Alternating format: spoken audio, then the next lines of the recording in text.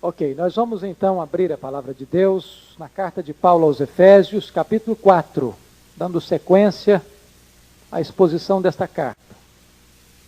Paulo diz assim: rogo-vos, pois eu, o prisioneiro no Senhor, que andeis de modo digno da vocação a que fostes chamados, com toda humildade e mansidão, com longanimidade, suportando-vos uns aos outros em amor, esforçando-vos diligentemente por preservar a unidade do Espírito no vínculo da paz.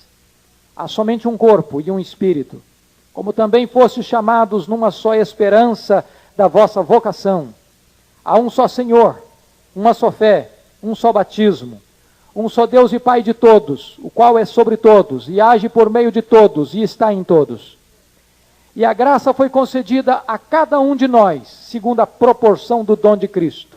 Por isso diz: quando ele subiu às alturas, levou cativo o cativeiro e concedeu dons aos homens. Ora, que quer dizer subiu, senão que também havia descido até as regiões inferiores da terra? Aquele que desceu é também o mesmo que subiu acima de todos os céus, para encher todas as coisas. E ele mesmo concedeu uns para apóstolos, outros para profetas, outros para evangelistas e outros para pastores e mestres, com vistas ao aperfeiçoamento dos santos, para o desempenho do seu serviço, para a edificação do corpo de Cristo, até que todos cheguemos à unidade da fé e do pleno conhecimento do Filho de Deus, à perfeita varonilidade, à medida da estatura da plenitude de Cristo, para que não mais sejamos como meninos, agitados de um lado para o outro e levados ao redor por todo o vento de doutrina, pela artimanha dos homens, pela astúcia com que induzem ao erro, mas seguindo a verdade em amor, cresçamos em tudo naquele que é a cabeça, Cristo, de quem todo o corpo, bem ajustado e consolidado pelo auxílio de toda a junta, segundo a justa cooperação de cada parte, efetua o seu próprio aumento para a edificação de si mesmo em amor. Amém. Todas as cartas do apóstolo Paulo possuem um grande equilíbrio entre doutrina e vida, entre ensino e prática. Nesta carta aqui não é diferente esta metodologia do apóstolo Paulo. Nos 3 primeiros capítulos, Paulo tratou da doutrina, ou seja, da nossa riqueza em Cristo. Agora, nestes 3 últimos capítulos, 4, 5 e 6, Paulo não vai tratar de doutrina, Paulo vai tratar de dever. Quais são as nossas responsabilidades em Cristo? A palavra-chave agora desta segunda sessão é a palavra andar.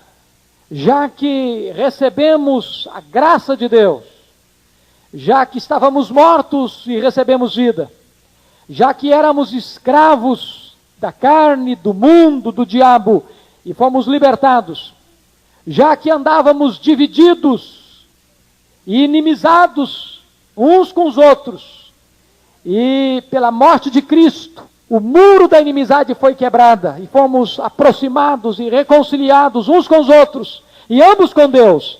Agora precisamos andar de modo digno desta vocação com que fomos chamados.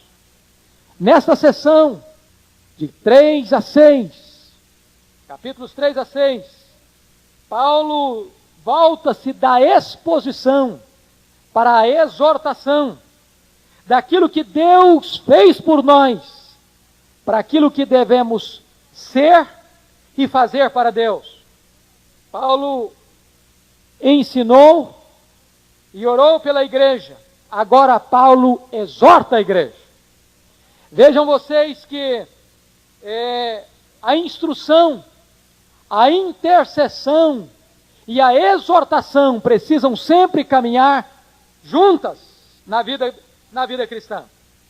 E agora você para um pouquinho e Paulo começa a dizer: rogo-vos, pois eu, prisioneiro no Senhor, que andeis de modo digno da vocação a que fostes chamados.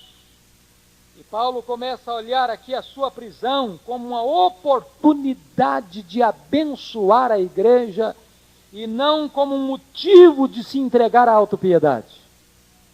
E Paulo se define não apenas como prisioneiro de Cristo, mas também como prisioneiro por amor a Cristo. Ele não se sente prisioneiro de Roma, ele não se sente prisioneiro de César, ele entende que quem conduz a sua vida é o próprio Cristo, e portanto ele se chama prisioneiro de Cristo. Mas ele também é prisioneiro por amor a Cristo, porque é a causa do Evangelho que o levou à prisão. A sua fidelidade à sua missão que o leva à prisão. Isso me faz lembrar de John Bunyan, na cidade de Bedford, na Inglaterra, no século XVII.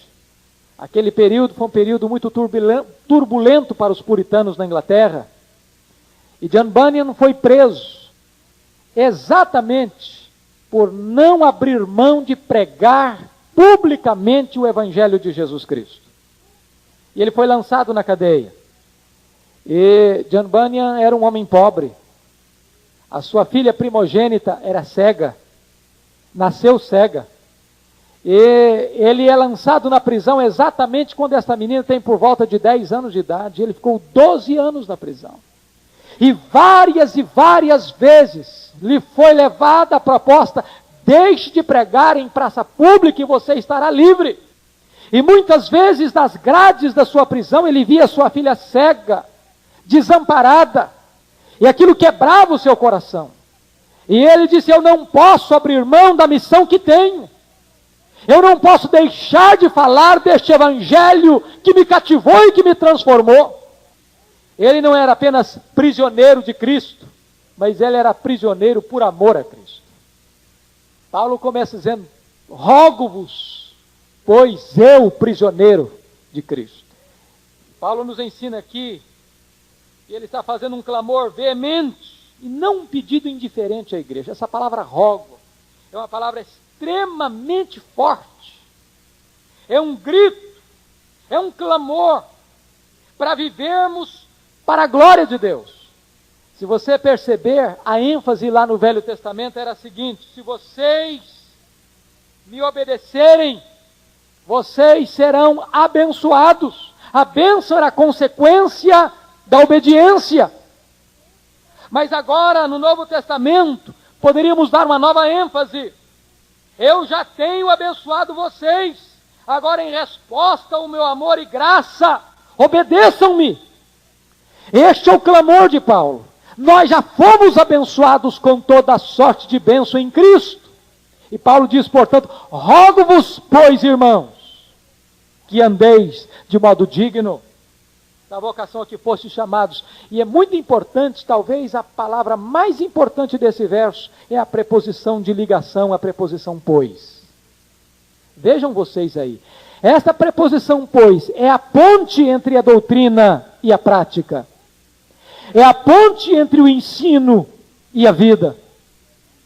Paulo está dizendo: eu estou clamando a vocês para viverem uma vida de piedade, de santidade, exatamente por aquilo que Deus já fez por vocês. Rogo-vos, pois. O que Paulo está querendo ensinar aí, irmãos? O que Paulo está fazendo é atrelando doutrina com vida. A vida é consequência da doutrina. A doutrina é a base da vida. E é muito triste que nós estejamos vivendo um período na história da igreja onde as pessoas não suportam nem ouvir a palavra doutrina, talvez porque não entendam o que seja doutrina. O que é doutrina, na verdade? Doutrina é o conteúdo de tudo aquilo que Deus fez por nós em Cristo Jesus. Se você não gosta de ouvir o que Deus fez por você em Cristo, então você realmente não gosta de doutrina. Porque doutrina é o conteúdo da verdade revelada de Deus, acerca daquilo que Deus fez por nós. E Paulo então está ligando doutrina com vida. Houve um tempo na história da igreja, no século XVII, que algumas pessoas diziam o seguinte: nós não queremos saber de doutrina, nós queremos saber apenas de vida. Isso gerou o chamado pietismo na igreja. Eles estavam cansados de um outro extremo, o extremo de uma doutrina divorciada da vida, uma doutrina fria, engessada, gelada, apenas para o intelecto. E eles então disseram o seguinte: nós vamos jogar a doutrina fora, nós só queremos experiência, nós só queremos vida. Sabe o que geraram? Geraram misticismo. Geraram um experiencialismo completamente falso. Porque não há experiência sem estar firmada na verdade. A genuína experiência, ela brota da verdade, e a verdade é a doutrina. Paulo ensina agora que o nosso andar cristão deve refletir a vida de Deus. Rogo-vos, pois, eu, prisioneiro de Cristo, que andeis de modo digno da vocação com que foste chamados. O que significa andar de modo digno? Essa palavra digno é muito forte na língua grega, porque ela traz a ideia de uma balança de dois pratos. Onde num lado da balança, num prato da balança, você coloca a vida de Deus. No outro prato da balança, você coloca a sua vida. Andar de modo digno é ter equilíbrio nos pratos da balança. Onde você equilibra a vida de Deus com a sua vida com a vida de Deus. Andar de modo digno nada menos é do que viver o mesmo estilo da vida de Deus. É imitar a Deus como filhos amados. É não se contentar com um patamar inferior a esse. Imitar o próprio Deus. Mas, meus irmãos, eu gostaria que nós pudéssemos olhar agora que a ênfase de Paulo neste parágrafo lido é a ênfase da unidade.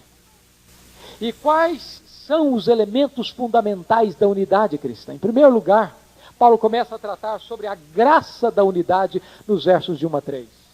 E Paulo está falando de unidade, não de uniformidade. Unidade é algo interno. Uniformidade é algo externo. Uniformidade é algo produzido em nós por Deus. Unidade é algo produzido em nós por Deus. Uniformidade é aquilo que é pressionado pelo homem.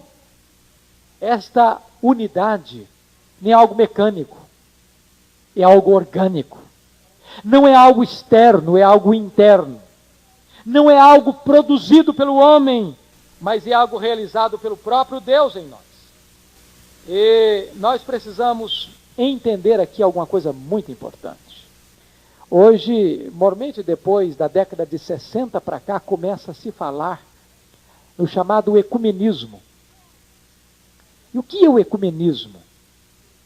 O ecumenismo é uma palavra hoje tão comum que sempre que eu recebo um jovem pedindo um culto de formatura, diz: pastor, nós gostaríamos de fazer um culto ecumênico na sua igreja. E então eu pergunto: mas o que é culto ecumênico? E a pessoa: não, nós gostaríamos de fazer um culto aqui. Porque já se cunhou essa expressão de culto ecumênico. Mas a ideia ecumênica era exatamente, a partir da década de 60, levada a efeito pelo próprio catolicismo romano, é de que nós deveríamos abrigar debaixo da umbrella, do guarda-chuva do romanismo, todas as demais denominações que surgiram a partir da reforma. O que significa então ecumenismo? Sabe o que significa o que está por trás do ecumenismo? Não vamos discutir doutrina. Doutrina nos divide. Vamos falar de amor. Amor nos une. Nós não podemos falar de doutrina. Doutrina é algo que separa as pessoas, que divide as pessoas, que coloca uma pessoa contra a outra. Então não vamos falar sobre isso. Vamos pregar apenas o amor. A experiência nos une, a verdade nos divide. E meus amados irmãos, nós nunca poderemos falar de unidade cristã sem jungir esta unidade à verdade. Portanto, o ecumenismo é uma balela, é uma impossibilidade, porque nós não podemos ser um sem atrelar esta unidade à verdade de Deus. Por isso Paulo diz no verso 3 o seguinte, olha aí por favor: esforçando-vos diligentemente por preservar a unidade do Espírito. Paulo não está dizendo para criar a unidade do Espírito, porque a unidade do Espírito não se cria pelo homem. Ela é criada pelo próprio Deus. Quando você crê no Senhor Jesus, você se torna um com todo aquele que creu no Senhor Jesus. Não importa a denominação que ele esteja, não importa a placa da igreja que ele tem, Não importa se ele está aqui ou na China ou no Japão, ele é um com você. Porém, a unidade do Espírito precisa ser o quê? Preservada no vínculo da paz. Deixa eu tentar ilustrar isso. Vamos imaginar que tem uma família. Pai, mãe e 3 irmãos. Esta família está unida, porque esse casal se casou, tornou-se uma só carne e gerou 3 filhos. Tem o mesmo sobrenome, tem o mesmo sangue. Mas imagine você que de repente este marido e esta mulher começaram a brigar. Começaram a brigar. E não conseguiram mais viver juntos. Aí chegaram a um ponto de se divorciar e de se separar por causa da briga. Foi um para o norte, outro para o sul. E a desavença foi tão grande que esses irmãos também começaram a brigar entre si. E um foi para Rondônia, outro foi para Porto Alegre, e outro foi, vamos dizer, para Bahia. E esses irmãos estavam tão brigados que eles resolveram nunca mais ligar um para o outro, nunca mais mandar uma carta um para o outro, nunca mais pensaram no outro. Eles estavam tão revoltados com a vida familiar que chegaram até mudar de nome. Eu pergunto para vocês, eles deixaram de ter o mesmo sangue? Aos olhos de Deus, eles ainda são uma família. São uma família. Esta unidade deles ninguém vai conseguir tirar. Ninguém. Querendo ou não, eles são uma família. Agora, esta situação é agradável? É boa? É recomendável? Em absoluto. O que faltou? Preservar a unidade. Preservar a unidade. O que acontece então? A igreja de Deus, meu amado irmão, é preciso entender isso. Se você crê no mesmo Senhor Jesus, que o seu irmão creu, como é que você pode chamar o mesmo Senhor, estar debaixo do mesmo senhorio de Cristo, e estar atritado e brigado com o seu irmão por quem Cristo morreu? É isso que Paulo diz que nós devemos preservar a unidade do Espírito no vínculo da paz. Você jamais deixará de ser da família. Você vai morar no céu com seu irmão se ele creu no mesmo Senhor que você creu, se ele foi lavado no mesmo sangue de Cristo que você foi lavado, e se ele é habitado pelo mesmo Espírito Santo que você é habitado, você vai morar no céu com ele. Trate então, por gentileza, de conviver em amor e no vínculo da paz. É isso que Paulo está dizendo. Mas como é que nós podemos fazer isso? Aí Paulo lista aqui 4 virtudes que nós temos que ter. Veja o verso 2. Diz Paulo, como é que nós vamos andar de modo digno de Deus? Primeiro, com toda humildade. A palavra humildade não era virtude na época que Paulo escreveu esse texto. Para os romanos. Pelo contrário, humildade era um defeito moral de um ser humano. Era alguma coisa que descrevia rebaixamento, desprezível. Humildade tornou-se virtude por causa do cristianismo. A virtude na época de Paulo era megalopsiquia, o contrário de humildade de mente. E humildade passou a ser a marca do cristão. O próprio Jesus é o exemplo de humildade. Sendo ele Deus, não julgou como usurpação o ser igual a Deus, antes a si mesmo se esvaziou, assumindo a forma de servo. Isso é humildade. Ser humilde, para nós, é colocar Cristo em primeiro lugar, é colocar o outro em segundo lugar, e colocar o eu em último lugar. Isso é ser humilde. Ser humilde não é desprezar você, não é isso. Ser humilde é você não pensar a seu respeito além do que convém. E onde convém estar o seu eu? Deixa eu dizer 3 coisas para nós aprendermos a ser humildes.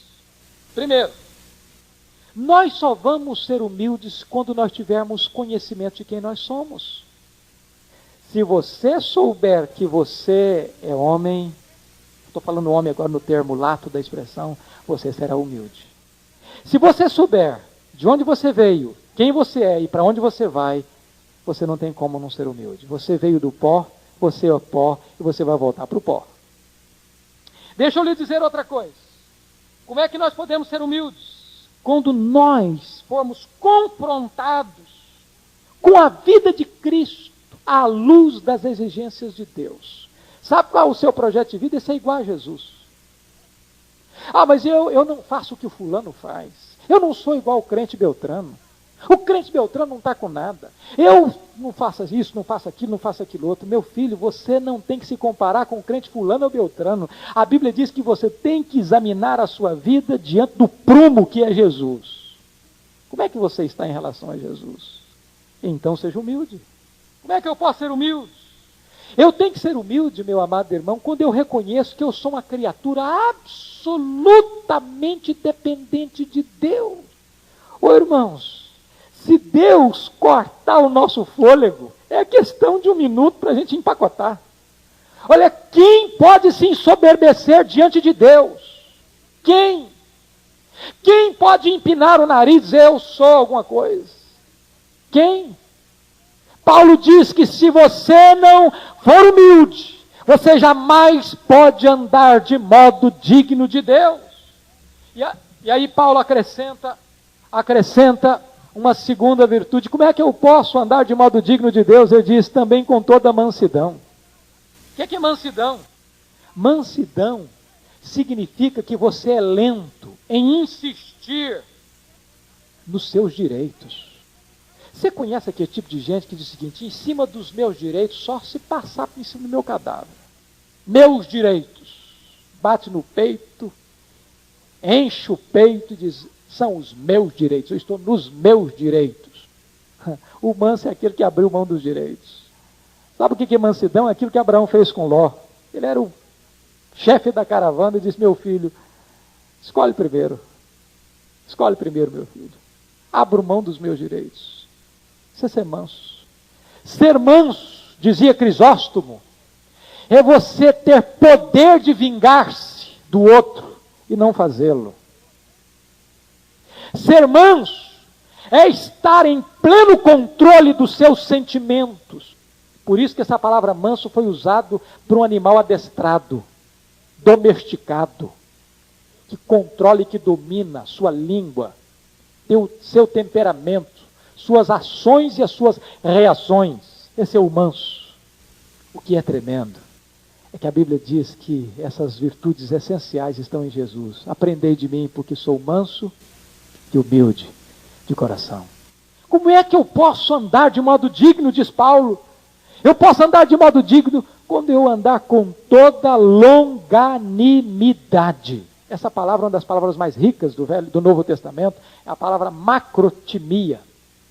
Macro, grande, significa a pessoa que tem o ânimo longo, significa a pessoa que tem a paciência espichada ao limite máximo.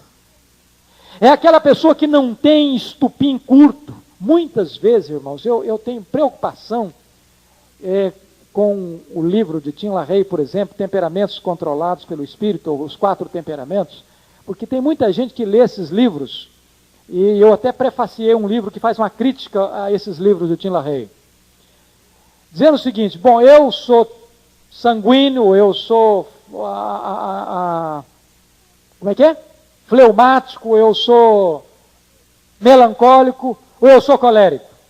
Aí o cidadão age na carne, sem o controle do Espírito de Deus, não tem nem estupim para dizer que não tem estupim curto. Não, eu sou assim porque eu sou sanguíneo. Eu sou bravo desse jeito e quebro o pau com todo mundo porque eu sou colérico.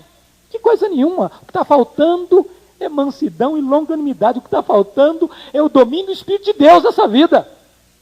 Às vezes nós tentamos botar uma capa, um escudo protetor para justificar o nosso pecado.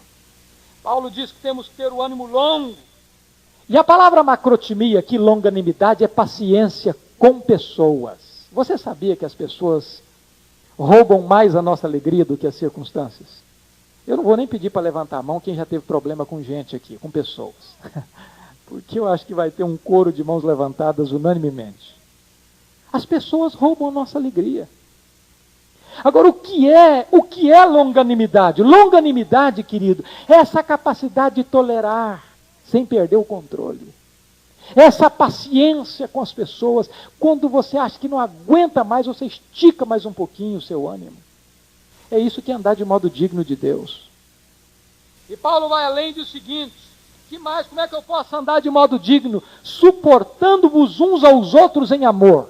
A palavra suportar aqui precisa ser entendida, porque às vezes dá a ideia de que você aguenta o outro estoicamente. E que camarada lá é intolerável, é intragável, é um purgante. Eu tenho que aguentar mesmo. Não é essa a ideia que Paulo está querendo passar, não. A ideia que Paulo quer passar para nós é que você tem que servir de suporte, de ombro para o outro. Agora, não é estoicamente trincando os dentes, não. Paulo diz, é suportar o outro em amor. Essa é a maneira, diz Paulo, de nós andarmos de modo digno de Deus. Agora, depois que examinamos essa questão da graça da unidade, Paulo começa a tratar, em segundo lugar, agora do fundamento da unidade. Fundamento da unidade. E isso ele faz dos versos 4 a 6. Veja que a palavra mais que aparece aí é a palavra um. Né?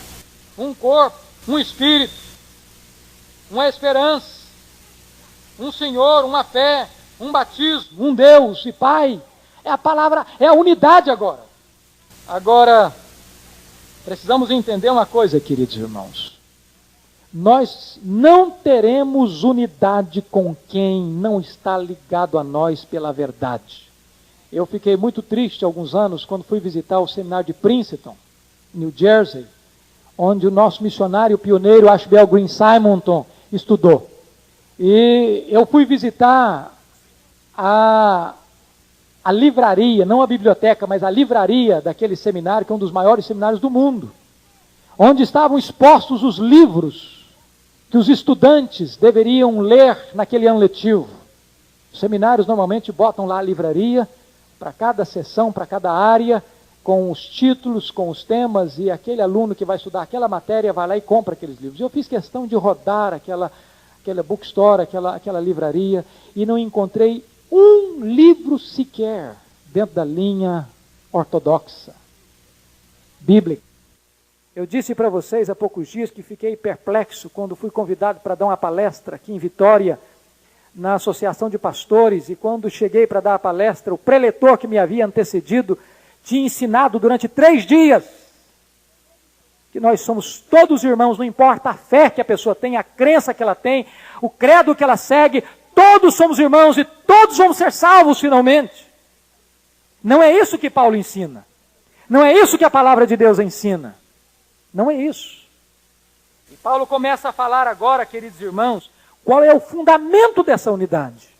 E ele diz, há um só corpo. Ou seja, há uma só igreja. E que igreja é essa? Essa igreja é formada por todos aqueles que se arrependeram dos seus pecados, que creram no Senhor Jesus, que foram selados com o Espírito Santo da promessa, que foram batizados pelo Espírito no corpo de Cristo, cujos nomes estão escritos no livro da vida. Agora, há gente que não está escrito no livro da vida. Está lá escrito em Apocalipse capítulo 20. Mas aqueles cujos nomes não estão escritos no livro da vida, diz a Bíblia, esses serão lançados no lago do fogo que arde com enxofre. Ou seja, não existe esse negócio de salvação universal. Salvação para todo mundo, que todo mundo é filho de Deus. Paulo diz, há um só Espírito. Que Espírito é esse? É o Espírito Santo de Deus que habita em nós. Há uma só esperança. Que esperança é essa? É a esperança da volta gloriosa de Jesus. Quando então os mortos serão ressurretos, os vivos serão transformados e arrebatados para encontrar o Senhor Jesus nos lares. É a esperança de reinarmos com Cristo. Há um só Senhor. Este é o Senhor Jesus Cristo que morreu por nós, que vive para nós e que voltará para nós, que vive por nós e voltará para nós. E aqui, irmãos, deixa eu pegar um ganchozinho. Um só Senhor. Temos nós nos submetido ao senhorio de Cristo? Perguntaram na Índia, certa feita para Gandhi. Gandhi, qual é o maior impedimento para o cristianismo entrar na Índia? E Gandhi respondeu, o maior impedimento para o cristianismo entrar na Índia são os cristãos. Isso levou o grande missionário Stanley Jones a afirmar que pior do que o anticristianismo é o subcristianismo. Nós teríamos que refletir sobre isso e perguntar se realmente nós estamos vivendo debaixo do senhorio de Cristo. Há uma só fé, ou seja, uma só verdade, e uma única maneira de nos rendermos a Deus, que é confiar plenamente em Jesus Cristo. Há um só batismo, e ele não está falando aqui se é batismo por imersão, por aspersão ou por efusão. Há um só batismo no Espírito Santo. Porque quem é batizado com água ou em água pode receber o selo externo sem ter o selo interno no coração. Mas aquele que é batizado com o Espírito no corpo de Cristo, ainda que não receba o batismo com água ou em água, esse está salvo. Por exemplo, aquele ladrão da cruz, pelo que consta a Bíblia, ele não teve tempo de ser batizado. Ninguém o desceu da cruz, o batizou, para depois, não, então você pode ser salvo. Há um só batismo. Há um só Deus e Pai, que é sobre todos, ou seja, domínio de Deus. Age por meio de todos, ou seja, a providência de Deus. E está em todos, ou seja, a presença de Deus. Agora disso, Paulo parte do fundamento da unidade para os dons da unidade. Versículos 7 a 11. E veja você que Paulo tem uma transição aí da unidade para a variedade ou para a diversidade.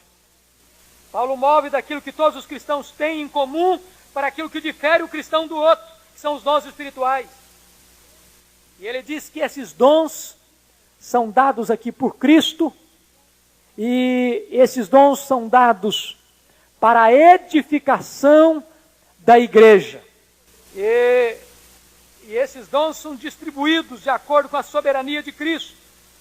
E agora eu quero perguntar, como é que eu e você podemos descobrir o dom que nós temos? Paulo responde, através da comunhão com a igreja.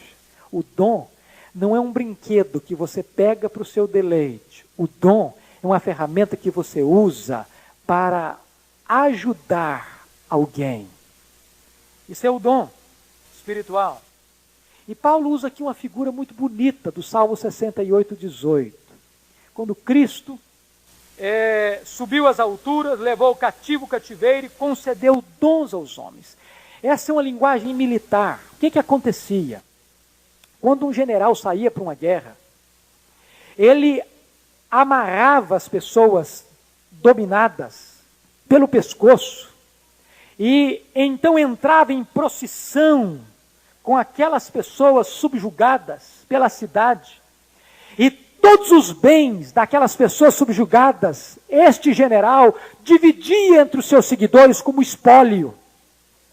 Aí Paulo pega esta figura lá do Salmo 68, 18, e diz que Jesus Cristo, que desceu do céu, que morreu por nós, que desceu às profundezas da terra, não apenas à sepultura, mas sofreu os horrores da condenação do nosso pecado, agora retorna ao céu como um general vitorioso, e começa a dividir os espólios, que são os dons.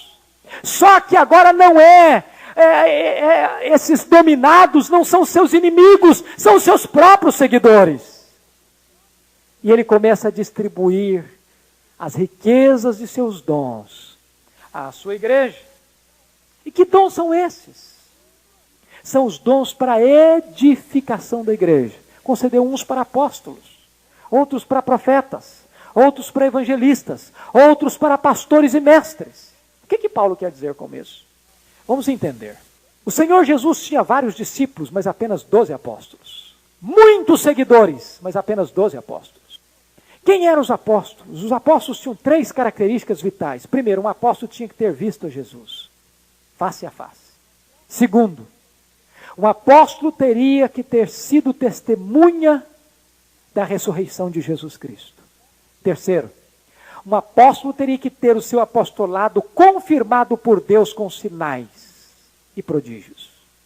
Os apóstolos eram aqueles, segundo Efésios 2:20, que eram o fundamento da igreja, porque a eles Deus revelou seus oráculos inspirados, revelados, e eles foram então inspirados para o registro das verdades de Deus. Nesse sentido, nós não temos mais apóstolos hoje. Por que não? Porque nós não temos mais nenhuma testemunha ocular da ressurreição de Jesus. Porque nós não temos mais revelação nova de Deus. O cânon da Bíblia está fechado. Nesse mesmo sentido, nós não temos mais profetas hoje. Quem eram os profetas? Os profetas não apenas eram aqueles que prediziam o futuro, mas os profetas eram aqueles que proclamavam a mensagem de Deus. E as mensagens que proclamavam, recebiam-nas diretamente do Espírito Santo de Deus. Hoje nós não temos profetas mais. Por quê? Porque nós não temos mensagens revelatórias mais. As mensagens que temos são mensagens expositivas. Portanto, seja em qualquer lugar, que alguém se levantar para lhe trazer uma mensagem que vá além deste evangelho, diz Paulo, seja anátema. Diz o Dr. Billy Graham, a Bíblia tem uma capa ulterior. O cânon está fechado. Portanto, a mensagem hoje não é mais revelatorial. A mensagem hoje é quando o profeta abre a Bíblia e expõe as Escrituras. Toda a Escritura é inspirada por Deus e útil para o ensino, para a exortação, para a correção na justiça, para que todo homem seja perfeito e habilitado para toda boa obra. Hoje não tem mais profeta como os profetas bíblicos, porque estes foram o fundamento da igreja. Porque receberam a revelação de Deus e a escreveram. E este cânon já está fechado. Hoje nós temos dons de profecia, que é exatamente diferente de profeta. O que é dom de profecia? Dom de profecia é alguém que tem, pela parte de Deus, a habilidade, a graça, o dom de ler as Escrituras, de interpretar as Escrituras e de pregar as Escrituras. Apóstolos e profetas hoje nós não temos no sentido original. Temos no sentido lato do termo. Por exemplo, Jesus disse, o que é um apóstolo? É um enviado. Assim como o Pai me enviou, eu também vos envio. Nós temos uma vocação apostolar nesse sentido, porque todos nós somos enviados por Deus. Todos nós temos a missão de ir pregar esta palavra bendita de Deus. Diz o apóstolo Paulo, constituiu uns para evangelistas. Deus habilita algumas pessoas na sua igreja com a capacidade especial de pregar as boas novas do evangelho de uma maneira especial.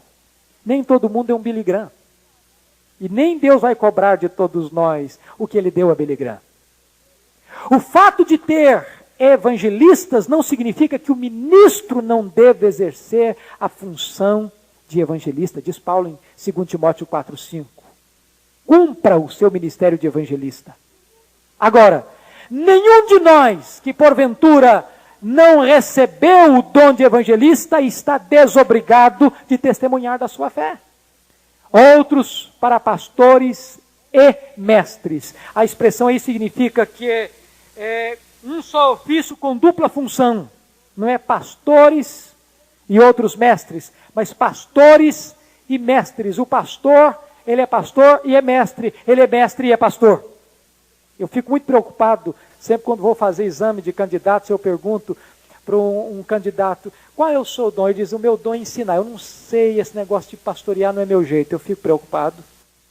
Porque Deus não dissocia esses dois dons numa única pessoa. Ele ensina e ele pastoreia. Ele pastoreia e ele ensina. E qual é o cajado e a vara que esse pastor, mestre, tem na mão? Para alimentar. O instrumento para alimentar e para proteger e para cuidar do rebanho. É a palavra de Deus. Finalmente, queridos irmãos, Paulo agora parte para a última transição desse texto. Ele falou da graça da unidade. Paulo falou sobre os dons da unidade. Paulo falou ainda sobre o fundamento da unidade. E agora, finalmente, Paulo vai falar sobre o crescimento da unidade. Qual é a finalidade dos dons? Paulo diz, é o aperfeiçoamento dos santos. Deus deu dons à igreja para que os santos fossem aperfeiçoados. É por isso que Deus não dá todos os dons a um só crente. E não tem crente sem dom também. Todo crente tem pelo menos um dom espiritual. O que é dom espiritual? É diferente de habilidade pessoal, gente. Tem muita gente que confunde habilidade com dom espiritual. Habilidade, por exemplo, tem uma pessoa que nasce com habilidade para desenho. Já percebeu isso? A matéria que eu era mais fraco na escola era educação artística. Era um fracasso para mim, porque eu nunca aprendi a desenhar. Nunca. Não tem habilidade. Já tem criança que você, antes de entrar na escola, ela pega o lápis e já traça ali desenhos fantásticos, tem habilidade. Outros têm habilidade para música, outro tem habilidade para artes, outro tem habilidade para exatas, outro tem habilidade para humanas, outro tem habilidade de falar em público. São habilidades, não são dons espirituais. Dom espiritual é uma capacitação vinda de Deus para exercer um ministério na igreja para a edificação do corpo de Cristo. A palavra aperfeiçoar é muito bonita aqui, porque era a palavra usada para remendar as redes, ou encanar um braço quebrado, ou unir duas facções políticas opostas. Deus dá dom a você para você exercer esse ministério de reparar as brechas. E aí, Paulo diz que aqueles que têm os dons, seja o apóstolo, seja o profeta, seja o evangelista, seja o pastor mestre, não é para que você contrate o obreiro. Dizendo o seguinte, eu entrego o meu dízimo e eu estou pagando alguém para fazer a obra. Não é esse o entendimento de Deus. A ideia de que você tem alguém que é do clero e você é do laicato, não tem base bíblica. Essa ideia não é uma ideia bíblica e nem reformada. Não é. A ideia bíblica de que aqueles a quem Deus equipou com os dons têm a função de equipar os santos para o desempenho do ministério. Cada um vai realizando a obra do ministério. Você não está desobrigado de fazer a obra de Deus porque você tem um pastor assalariado na igreja. Ou 2, ou 5, ou 10. A função dessas pessoas é equipar a igreja para que a igreja possa desenvolver o ministério de Deus. E aí Paulo vai dizer o seguinte, que tem 4 coisas que a igreja precisa entender nisso. Primeiro, os 4 objetivos aí, versículo 13, é a maturidade espiritual, semelhança de Cristo. O nosso alvo é chegarmos à plenitude da estatura de Cristo. Este é o alvo da igreja. Este é o alvo do dom espiritual da igreja. É para que a igreja cresça, amadureça e chegue a ser um reflexo do próprio Cristo. O crente é alguém em quem Cristo vive de novo.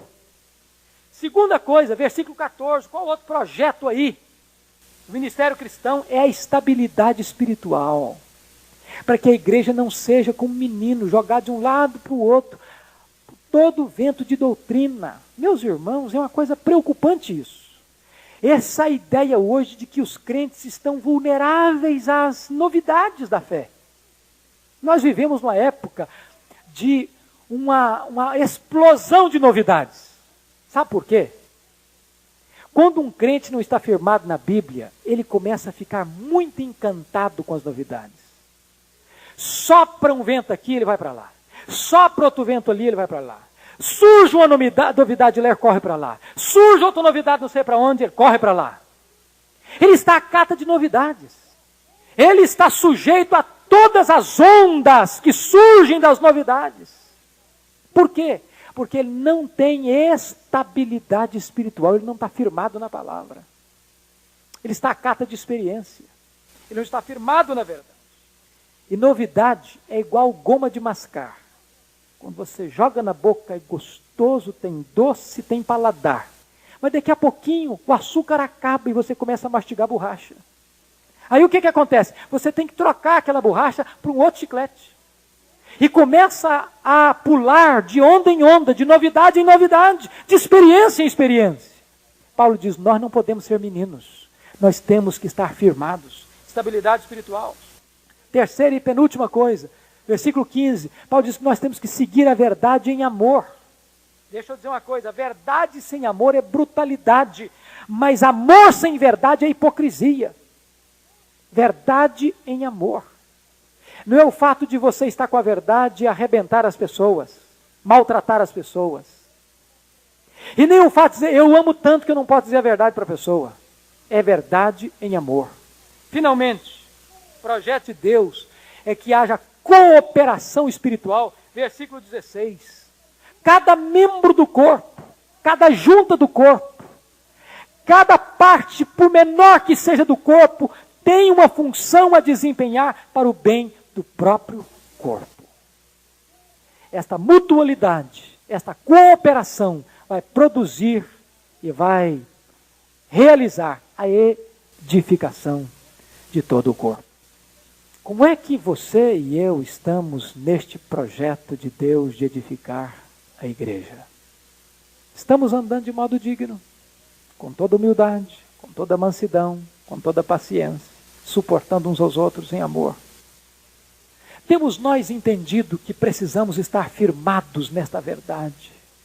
Um só corpo, um só Senhor, uma só fé, uma só esperança, um só batismo, um só Deus e Pai. Estamos nós firmados nos dons espirituais que Deus deu para a igreja. Cremos nisso. Temos vivenciado esta verdade para que a igreja seja edificada e os santos sejam equipados para o exercício do ministério. Você tem realizado o ministério que Deus confiou a você? Ou você tem cruzado os braços e assistido de camarote? Qual é o propósito de Deus? Maturidade, estabilidade, verdade em amor e cooperação. Que Deus nos ajude a experimentar estas bênçãos na nossa vida e nesta igreja. Que seja assim. Amém.